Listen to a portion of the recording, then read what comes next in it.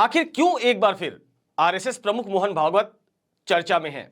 क्या भारत सरकार जनसंख्या नियंत्रण कानून लाना चाहती है? क्या मोहन भागवत अपने जनसंख्या नियंत्रण पर दिए गए अपने वक्तव्य से सरकार पर दबाव बनाना चाहते हैं? आखिर उनके बयान अक्सर चर्चा में क्यों रहते हैं? जी हां, आरएसएस प्रमुख मोहन भागवत ने नागपुर में दिए गए जनसंख्या नियंत्रण पर जब अपने विचार रखे तो उन पर ओवैसी और कांग्रेस के साथ साथ शरद पवार भी दोनों हमलावर हो गए। आइए जानते हैं कि ऐसा क्या कहा था कि विपक्ष अब उनको आईना दिखा रहा है। नमस्कार, मेरा नाम आनंद मिश्रा है और आप देख रहे हैं न्यूज़ify।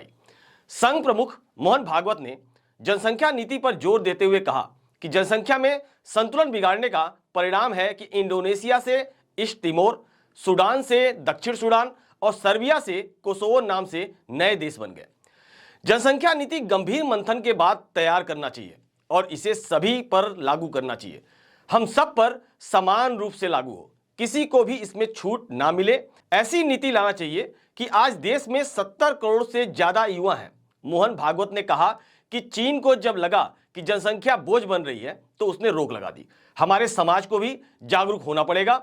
जनसंख्या जितनी अधिक उतना बोझ ज्यादा। धर्म आधारित जनसंख्या असंतुलन एक महत्वपूर्ण विषय है जिसको नजरअंदाज नहीं किया जा सकता। मोहन भागवत ने कहा कि जनसंख्या असंतुलन से भौगोलिक सीमाओं में परिवर्तन होता है। जन्म दर में अंतर के साथ साथ बल, लालच और घुसपैठ ये सब धर्मांतरण के भी बड़े कारण हैं। मोहन भागवत ने कहा कि यह सही है कि जनसंख्या का ठीक से उपयोग किया तो वह साधन बन सकता है, लेकिन हमको भी विचार करना होगा कि हमारा देश 50 वर्षों के बाद कितने लोगों को भोजन करा सकता है और झेल सकता है। इसलिए जनसंख्या की एक समग्र नीति बने और वह सब पर समान रूप से लागू हो। उन्होंने जनसंख्या के साथ ही रोजगार के मुद्दे पर बोलते हुए कहा कि रोजगार मतलब नौकरी और नौकरी के पीछे ही भागेंगे और वह भी सरकारी। अगर ऐसे ही सब लोग दौड़ेंगे तो नौकरी कितनों को दे सकते हैं? किसी भी समाज में सरकारी और प्राइवेट मिलाकर ज्यादा से ज्यादा 10 से 20-30% नौकरी होती है। बाकी सबको अपना काम खुद ही करना पड़ता है। मोहन भागवत ने कहा कि मंदिर, पानी और शमशान भूमि सबके लिए समान होना चाहिए। हमें छोटी छोटी बातों पर नहीं लड़ना चाहिए। संघ प्रमुख ने अपने संबोधन में हिंदू और हिंदुस्तान की चर्चा करते हुए कहा कि हिंदुस्तान एक हिंदू राष्ट्र है, लेकिन हमारा किसी से भी विरोध नहीं है। हमें किसी को जीतना नहीं बल्कि जोड़ना है। ऐसा बनना है कि कोई हमें जीत ना सके। भागवत के बयान पर ओवैसी की तीखी प्रतिक्रिया सामने आई। मोहन भागवत और आरएसएस के तमाम नेताओं के बयान पर एआईएम चीफ असदुद्दीन ओवैसी ने अपनी तीखी प्रतिक्रिया दी। उन्होंने कहा, मोहन भागवत ने कहा भारत में मजहबी इंबैलेंस हो रहा है और आबादी पर भी सोचना पड़ेगा, जो कि टोटल फर्टिलिटी रेट 2% है। टीएफआर सबसे ज्यादा मुसलमानों का गिरा है। देश में भागवत से पूछना चाहते हैं कि 90 लाख हिंदू बहनों की औलाद मिसिंग है। साल 2000 से 2019 तक अंग्रेजी में इसे फीमेल फेटिसाइड बोलते हैं। भागवत इस पर कभी क्यों नहीं बोलते? ओवैसी यही नहीं रुके, उन्होंने आगे भी कहा कि कुरान कहता है कि बेटियों को मारना बहुत बड़ा गुनाह है। मुसलमान अगर 1000 बेटे पैदा कर रहे हैं तो उसे 943 बेटियां भी पैदा हो रही हैं। वहीं हिंदू भाई अगर 1000 बेटे पैदा कर रहे हैं तो उनके 913 ही बेटियां पैदा होती हैं। इस पर भागवत क्यों नहीं बोलते? ओवैसी ने आगे कहा, मुसलमानों की आबादी नहीं बढ़ रही है, टेंशन नहीं लो, मुसलमानों की आबादी गिर रही है। ओवैसी ने यह भी कहा कि मोहन भागवत को डाटा रखकर बात करनी चाहिए। सबसे ज्यादा कंडोम मुसलमान इस्तेमाल कर रहा है, मुस्लिमों को नहीं मिल रहा है उनका उचित हिस्सा।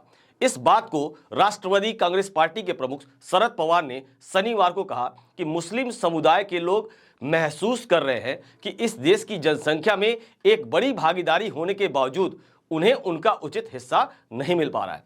देश में बेरोजगारी सभी समुदायों में एक मुद्दा है, लेकिन इस मोर्चे पर अल्पसंख्यकों की शिकायतें वाकई असली हैं और उन पर गौर करने की जरूरत है।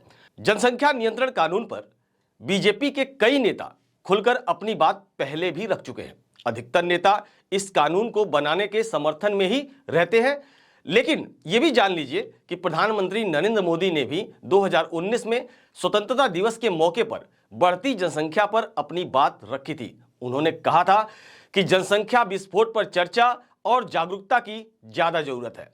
प्रधानमंत्री मोदी ने कहा, जनसंख्या विस्फोट हमारी आने वाली पीढ़ियों के लिए कई समस्याएं पैदा करेंगी, लेकिन जनता का एक सतर्क वर्ग है जो एक बच्चे को दुनिया में लाने से पहले सोचना ही बंद कर देता है कि क्या वे बच्चे के साथ न्याय कर सकते हैं, उन्हें वह सब कुछ दे सकते हैं जो वह चाहते हैं। पीएम मोदी ने यह भी कहा कि जिनका एक छोटा परिवार है वो देश के प्रति अपनी देशभक्ति व्यक्त करते हैं। आइए उनसे ही ये बात सीखें। लेकिन ये जानना भी जरूरी है कि क्या कहता है जनसंख्या नियंत्रण विधेयक। प्रस्तावित विधेयक का उद्देश्य जोड़ों को 2 से अधिक बच्चों को जन्म देने से हतोत्साहित करना है। इसमें कहा गया है कि 2 से अधिक संतान वाले जोड़ों को सरकारी नौकरी और सरकार द्वारा प्रदान की जाने वाली विभिन्न सुविधाओं और सामानों पर सब्सिडी के लिए अपात्र बनाया जाए। जनसंख्या नियंत्रण विधेयक 2019, जिसे 2022 में वापस ले लिया गया था, ने प्रति जोड़े 2 बच्चे की नीति पेश करने का प्रस्ताव रखा। विधेयक में शैक्षिक लाभ, गृह ऋण, बेहतर रोजगार के अवसर, मुफ्त स्वास्थ्य सेवा और कर कटौती के माध्यम से नीति को अपनाने को प्रोत्साहित करने का भी प्रस्ताव है। हालांकि 2 बाल नीति को लगभग 3 दर्जन बार संसद में पेश किया गया है, लेकिन किसी भी सदन से इसको और इस बिल को हरी झंडी नहीं मिल पाई। आखिर संविधान क्या कहता है? सामाजिक प्रगति और विकास पर 1969 की घोषणा का अनुच्छेद 22 संयुक्त राष्ट्र महासभा द्वारा एक प्रस्ताव में अपनाया गया। यह सुनिश्चित करता है कि जोड़ों को अपने बच्चों की संख्या को स्वतंत्र रूप से और जिम्मेदारी से चुनने का अधिकार है। विशेष रूप से बच्चों की संख्या को नियंत्रित और विनियमित करने की नीति अनुच्छेद 16 सार्वजनिक रोजगार के मामलों में समान अवसर और अनुच्छेद 21 जीवन और स्वतंत्रता की सुरक्षा जैसे संवैधानिक अधिकारों का उल्लंघन करती है। जब जब चुनाव आते हैं, संघ प्रमुख मोहन भागवत इन मुद्दों को उठाकर एक बहस का मुद्दा या फिर बीजेपी सरकार पर दबाव बनाने की रणनीति पे काम करना स्टार्ट कर देते हैं। और एक तरफ जनसंख्या नियंत्रण पर बोलकर मुसलमानों की बढ़ती आबादी को टारगेट करने का इस बार प्रयास किया। जनसंख्या नियंत्रण बिल पास करवाने का सरकार पर वो लगातार दबाव डालते आए हैं।